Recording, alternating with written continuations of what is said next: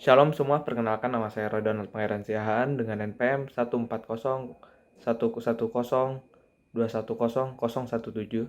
Saya berasal dari Prodi Matematika, Fakultas Matematika dan Ilmu Pengetahuan Alam, Universitas Pajajaran, dan ini merupakan video refleksi akhir semester saya dari mata kuliah agama. Selamat menyaksikan. Nah, pada refleksi kali ini saya mengambil topik dari pertemuan 9, yaitu mengenai cara bergaul yang baik. Nah, yang pertama harus kita pahami adalah apa itu pergaulan, karena kita ingin tahu bagaimana sih cara bergaul yang baik itu. Nah, mungkin ini ada beberapa arti pergaulan, pengertian pergaulan dari sumber-sumber yang saya dapatkan. Yang pertama adalah konsep pergaulan pada hakikatnya merupakan jalinan hubungan sosial antara seseorang dengan orang lain yang berlangsung dalam jangka relatif lama, sehingga terjadi interaksi saling mempengaruhi satu dengan lainnya.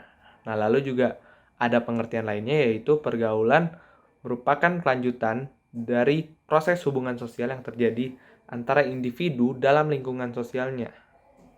Nah, dari dua hal ini bisa kita simpulkan bahwa pergaulan adalah hubungan sosial yang terjalin antara individu dengan individu lainnya dalam lingkungan sosial yang dikarenakan adanya interaksi sosial antara dua individu tersebut atau lebih yang mempengaruhi satu sama lain. Jadi dalam waktu yang relatif lama. Nah, dari pengertian ini kita bisa mengetahui bahwa pergaulan tuh bukan sembarang kita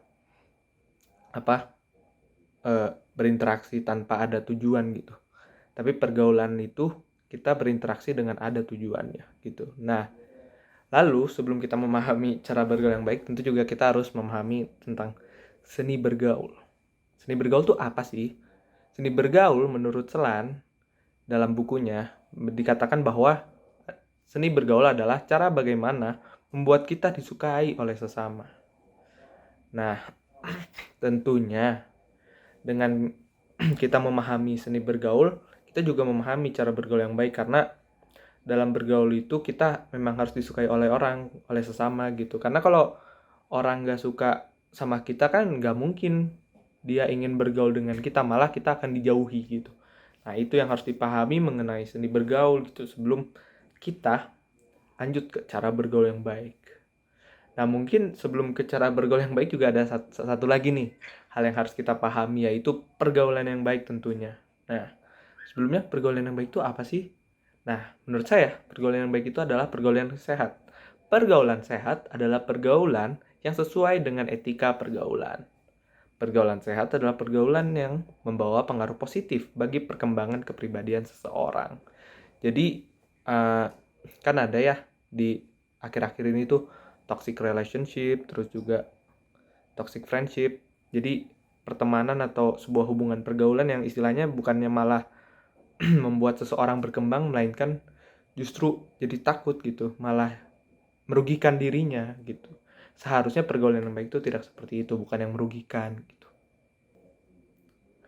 Baik, tadi kita sudah menelusuri atau menelaah pengertian pergaulan menurut beberapa sumber. Nah, sekarang saya ingin menjelaskan mengenai prinsip-prinsip pergaulan yang ada menurut Alkitab. Nah, yang pertama, prinsip pergaulan yang pertama itu menurut Alkitab adalah bahwa pergaulan ini seharusnya merupakan kemuliaan bagi Allah. Mengapa demikian? Karena di dalam 1 Korintus 10 ayat 31 dikatakan, jika engkau melakukan sesuatu yang lain, lakukan itu untuk kemuliaan Allah. Selain itu juga di dalam Kolose 10 ayat 23, di dalam Kolose 3 ayat 23, dikatakan, apapun juga yang kamu perbuat, perbuatlah dengan segenap hatimu seperti untuk Tuhan dan bukan untuk manusia. Artinya apa? Bahwa pergaulan kita tuh kita laksanakan bukan karena keinginan manusiawi yang jadinya pertemanannya tuh dengan pamrih, melainkan untuk kemuliaan bagi Allah. Maksudnya di sini juga pergaulannya tuh pergaulan yang istilahnya tuh memberikan hal positif bagi orang lain. Nah, itu juga nyambung ke prinsip kedua, yaitu demi kebaikan orang lain. Nah, ayat rujukannya adalah dari 1 Korintus 10 ayat 24 yang mengatakan bahwa jangan seorang pun yang mencari keuntungannya sendiri, tapi hendaklah tiap orang mencari keuntungan orang lain. Nah, Seperti yang tadi udah disampaikan bahwa dalam pergaulan itu kita nggak boleh merugikan sesama, tetapi seharusnya kita mendatangkan berkat bagi sesama gitu. Jadi kita tuh harus menjadi garam dan terang bagi mereka istilahnya gitu. Nah, lalu yang ketiga, prinsip ketiga adalah bahwa pergaulan itu harus baik juga untuk diri sendiri, yaitu kebaikan bagi diri sendiri. Dalam 1 Korintus 10 ayat 23, yaitu satu ayat sebelumnya, ayat yang sebelumnya ya, dikatakan, segala sesuatu diperbolehkan, benar, tetapi bukan segala sesuatu berguna. Segala sesuatu diperbolehkan, benar, tapi bukan segala sesuatu membangun. Loh, apa maksudnya gitu dari ayat ini gitu. Dari ayat ini dijelaskan bahwa manusia memang diberi Tuhan kebebasan. Tetapi kita harus mengingat bahwa semua yang boleh kita lakukan itu harus berguna bagi sesama dan diri kita sendiri. Maka dari itu, ketika kita bergaul, itu kita harus bermanfaat bagi diri sendiri dan juga sesama. Nah, lalu yang prinsip keempat adalah, ini mungkin yang menjadi banyak permasalahan di masa ini gitu dalam suatu relasi pergaulan gitu, yaitu saling mempercayai. Nah, kenapa kita harus saling mempercayai?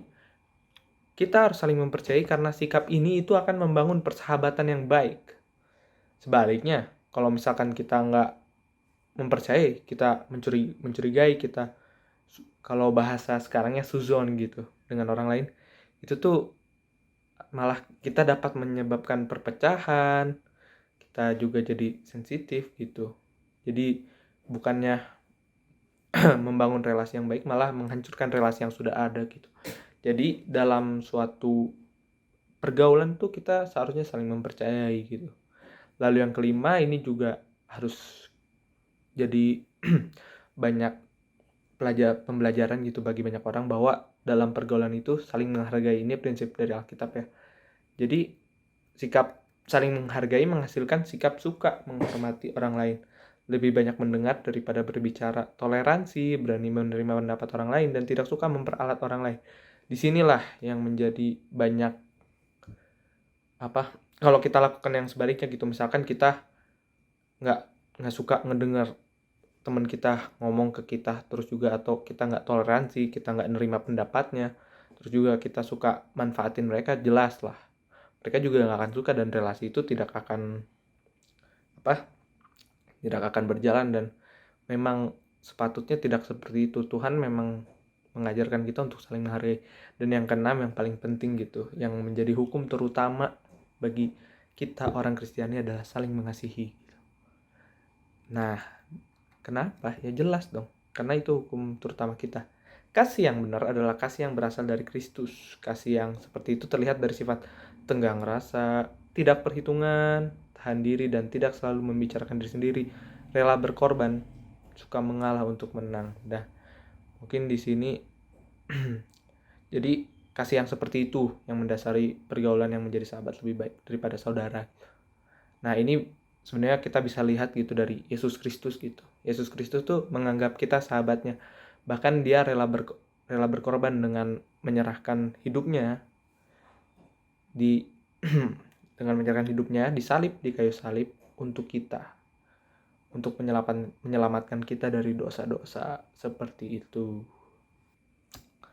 Nah, untuk selanjutnya mungkin di sini ada firman Tuhan. Kan tadi sudah prinsip dari Alkitab. Sekarang kita ke firman Tuhan mengenai pergaulan. Jadi ada beberapa firman Tuhan yang menyatakan bagaimana pergaulan itu seharusnya kita lakukan gitu. Kita bangun gitu.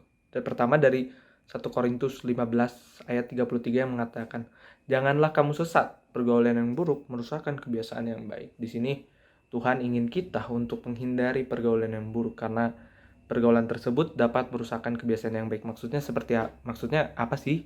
Jadi kalau kita bisa lihat itu bahwa terkadang ada yang istilahnya terbawa arus. Istilahnya orang ini sebenarnya baik, tapi karena pergaulannya yang salah gitu, dia malah menjadi tersesat dan berjalan ke arah yang salah gitu.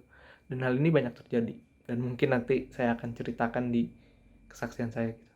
Lalu di Amsal 18 ayat 24 dikatakan bahwa ada teman yang mendatangkan kecelakaan, tetapi ada juga sahabat yang lebih karib daripada seorang saudara. Nah, mungkin Di sini kita harus mengetahui gitu siapa sih yang benar-benar ingin berteman, bersahabat dengan kita gitu. Karena teman yang mempunyai maksud di balik pertemanan itu biasanya pada akhirnya akan mencelakakan kita gitu. Tapi seseorang yang berteman dengan kita dengan sungguh-sungguh, dengan tulus, ingin bersahabat, bahkan rela berkorban, itu dia jelas dia itu merupakan sahabat yang baik gitu. Lalu di Amsal 22 ayat 24 sampai 25 dikatakan bahwa janganlah berteman dengan orang yang lekas gusar, jangan bergaul dengan seorang pemarah, supaya engkau jangan menjadi biasa dengan tingkah lakunya dan memasang jerat bagi dirimu sendiri. Ini sebenarnya intinya sama seperti yang di 1 Korintus 15 ayat 33, intinya bahwa kita itu kalau berteman tuh jangan sama orang yang marah, pemarah, gusar gitu. Karena kan itu termasuk pergaulan yang buruk ya. Seperti yang kita tahu bahwa pergaulan yang buruk itu menciptakan influence atau pengaruh yang tidak baik terhadap diri kita gitu. Jadi usahakanlah hindari pertemanan seperti itu. Bukannya membatasi tapi menghindari. Kalau bisa malah kita merubah orang tersebut gitu. Kalau menurut saya. Nah, lalu kita ke ayat terakhir yaitu 1 Timotius 4 ayat 12 di mana dikatakan bahwa jangan seorang pun menganggap engkau rendah karena engkau muda. Jadilah teladan bagi orang-orang percaya dalam perkataanmu, dalam tingkah lakumu, dalam kasihmu, dalam kesetiaanmu, dan dalam kesucianmu. Dari hal ini kita bisa mempelajari bahwa dalam pergaulan gitu, dalam suatu pergaulan kita harus menjadi teladan bagi teman-teman kita, bagi sahabat-sahabat kita, dan bagi sesama kita gitu. Nah, mungkin selanjutnya kan tadi udah tuh ya firman Tuhan dan prinsip mengenai pergaulan gitu. Mungkin di sini kita harus mengetahui juga tahap pergaulan pada masa muda budi gitu. Yang pertama itu ada persahabatan biasa ya, persahabatan yang istilahnya bukan persahabatan istimewa, temenan biasa lah kalau dalam istilah anak mudanya gitu. Lalu yang kedua ada persahabatan yang lebih istimewa gitu. Jadi istilahnya memang sudah orang ini saling memahami satu sama lain, sudah lebih mengerti satu sama lain. Bahkan terkadang seperti yang dikatakan tadi di ayat Amsal 18 ayat 24 gitu. Ada juga sahabat yang lebih karib daripada seorang saudara. Nah, mungkin di sini persahabatan yang lebih istimewa itu bisa sampai ke tahap yang seperti itu, di mana kita justru merasa lebih dekat dengan dia, lebih mengenal dengan sahabat kita dibandingkan saudara kita sendiri. Lalu yang ketiga pacaran ya kita tahu lah. Keempat berteman dan kelima pernikahan. Jadi yang ketiga, keempat, kelima ini lebih ke lebih menjurus ke cinta gitu, romansa. Di sini mungkin saya akan lebih menekankan ke persahabatan ya. Nah, dari materi yang sudah dijelaskan gitu, yang saya dapatkan bahwa ada 4 ciri persahabatan yang baik. Yang pertama itu persahabatan yang tidak mementingkan diri sendiri. Ini juga sudah ada dari sebelum-sebelumnya gitu, bahwa persahabatan yang baik itu tidak mementingkan diri sendiri. Kita juga harus memikirkan sahabat kita jika kesusahan. Karena persahabatan yang hanya mementingkan diri sendiri itu bukanlah persahabatan yang baik gitu.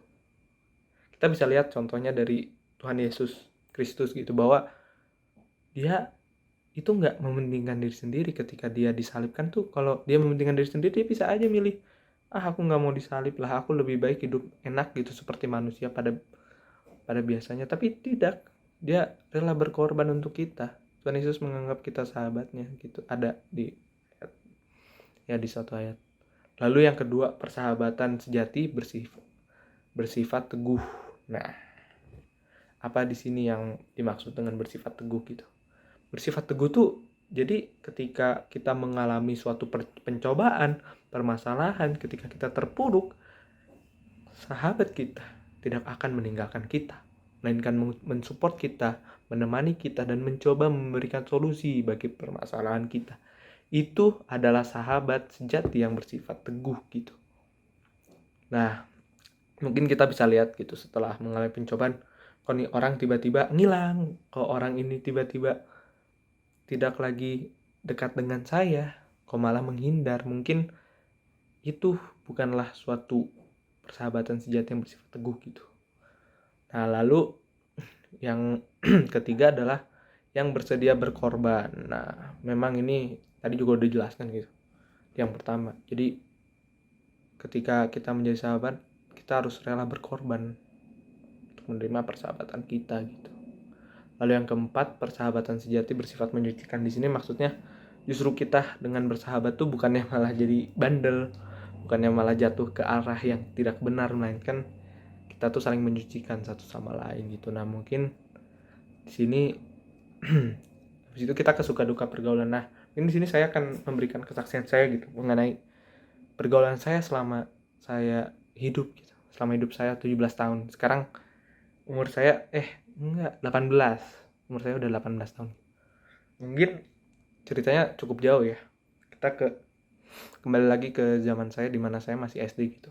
Ketika saya SD tuh jujur aja saya bukan orang yang senang berteman. Saat itu saya baru pindah dari Palembang ke Bandung pada saat itu, karena kebetulan orang tua saya pindah dinas. Jadi memang kami memutuskan bahwa saya masuk SD di Bandung gitu. Dan memang sulit untuk bergaul karena pergaulannya beda gitu. Saya masih harus adaptasi dengan ini itu, bertemu teman baru gitu. Dan bahkan mungkin karena lingkungan saya yang gak bisa dibilang lingkungan yang sangat baik gitu, itu menyebabkan sifat saya gitu itu ada beberapa yang buruk seperti temperamen dan banyak lah. Nah, karena hal tersebut gitu, walaupun saya masih SD gitu, saya tuh jadi mudah marah dengan orang, mudah emosi dengan teman saya gitu. Sampai bisa dibilang tuh kalau misalkan ada yang ngambil bolpen gitu atau ngambil barang saya kalau orang mungkin dimarah-marah dulu gitu, saya pukul gitu. Sampai suatu hari saya melakukan suatu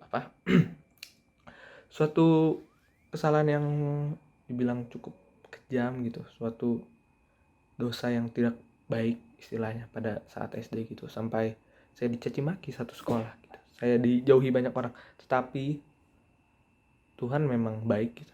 Tuhan memberikan saya dua sahabat gitu. Dua sahabat ini walaupun saya melakukan suatu hal yang tidak manusiawi, walaupun saya melakukan hal yang tidak baik gitu pada saat itu gitu, tapi mereka tetap menemani saya gitu. Dan di situ tuh saya belajar bahwa Tuhan itu baik gitu, dan saya harus mungkin itu juga saya tersadar gitu. Teman-teman saya juga mendukung saya untuk berubah menjadi lebih baik gitu. Nah di situ saat saya menerima caci maki, dikucilkan gitu, saya jadi takut untuk bergaul gitu. Teman saya tuh hanya dikit gitu, hitungan jari gitu. Tetapi sejak SMP lah, bisa dibilang sejak SMP tuh Tuhan tuh memberi saya teman-teman yang merangkul saya gitu, untuk mencoba bergaul lagi gitu. Seperti sebelum saya mengalami hal-hal yang tidak baik tersebut gitu.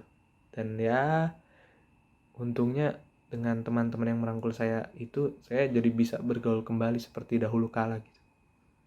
Dan mungkin mulai SMP terus terutama di saat SMA gitu, saya nggak pernah menyangka bahwa saya bisa jadi ketua kelas gitu selama 4 tahun berturut-turut. Dan saya juga dipercaya oleh teman-teman saya itu, saya nggak percaya aja gitu.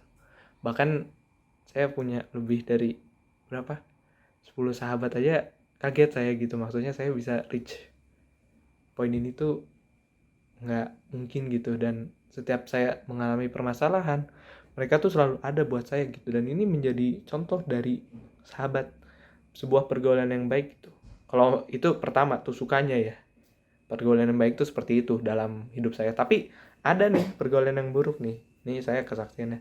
Jadi ada teman saya yang istilahnya dia tuh meremehkan saya, bahkan memperempalat saya gitu pada zaman SD. Pas saya masih baru beda, masih kelas 5 lah, kelas 6 gitu. Ada itu saya dikucilkan, saya diejek-ejek, tapi saya kebetulan masih bodoh saat itu, jadi saya biarkan saja, padahal sebenarnya nggak bener gitu. Kalau saya bawa game dia ambil gitu kan. Nah, mungkin itu tuh contoh pergaulan yang buruk gitu. Tapi untungnya pada akhirnya dia minta maaf ke saya gitu, dia tobat gitu. Ya untunglah bisa seperti itu gitu. Dan mungkin dari hidup saya gitu, menurut saya cara bergaul yang baik itu seperti apa gitu. Cara bergaul yang baik adalah yang tadi gitu, kita harus mendengar orang lain, lebih banyak mendengarnya daripada berbicara. Terus juga kita harus, ketika kita berteman tuh, justru kita jangan berteman karena ada pamrih, karena kita ingin sesuatu, oh dia kaya, dia harus jadi teman aku. Enggak, karena pertemanan yang seperti itu pada akhirnya itu tidak akan, it won't last forever, itu nggak akan berlangsung selamanya gitu. Itu akan berhenti di tengah gitu, ketika when you lose contact, ketika udah nggak ada kontak, ya udah, persahabatan hilang aja gitu. Dan bagi saya yang menjadi pergaulan paling penting tuh bisa dilihat ketika yang tadi itu, ketika kita mengalami persoalan, pergumulan, permasalahan, mereka selalu ada untuk kita gitu. Nah mungkin itu saja refleksi akhir semester dari saya gitu. Harapannya bahwa dengan refleksi ini orang jadi memahami gitu, bahwa pergaulan yang baik itu seperti apa, pergaulan yang buruk seperti apa gitu. Dan bagi saya, siapa sahabat saya terbaik? Ya jelas Yesus Kristus gitu. Maksudnya walaupun saya tuh pernah mengalami beberapa hal yang mencelakakan saya gitu. Saya pernah jatuh ke jurang, di situ saya hampir mati gitu. Tapi di situ ada semak-semak, itulah mujizat gitu. Saya nggak percaya, tapi ya mungkin orang juga nggak akan percaya dengar cerita ini, tapi memang itu yang terjadi gitu. Itulah seberapa besar mujizat Tuhan gitu. Terus juga saya jatuh dari motor, patah tangan, walaupun seperti itu gitu, tapi Tuhan tetap, apa istilahnya, nggak memberikan yang lebih buruk gitu. Itu saya bersyukur juga gitu. Maksudnya ada bahkan orang yang kecelakaan tuh sampai meninggal gitu, amit-amit ya, tapi saya hanya patah tangan gitu. Mungkin orang lihat, loh kok bersyukur sih seperti itu, yang ngal, ya justru kita bersyukur karena kita tidak separah yang lain gitu. Nah mungkin juga Yesus menjadi sahabat tuh gimana sih? Yesus menjadi sahabat tuh karena dia tuh selalu ada buat kita gitu, dia selalu menyertai kita gitu. Dan mungkin ini yang harus diingat teman-teman gitu, bahwa Tuhan itu selalu menyertai kita. Mungkin sekian refleksi ini, maaf jika banyak salah kata, banyak atau ada hal yang tidak sesuai dengan Anda gitu, atau hal yang tidak berkenan, saya mohon maaf sekali. Sekian, shalom, terima kasih.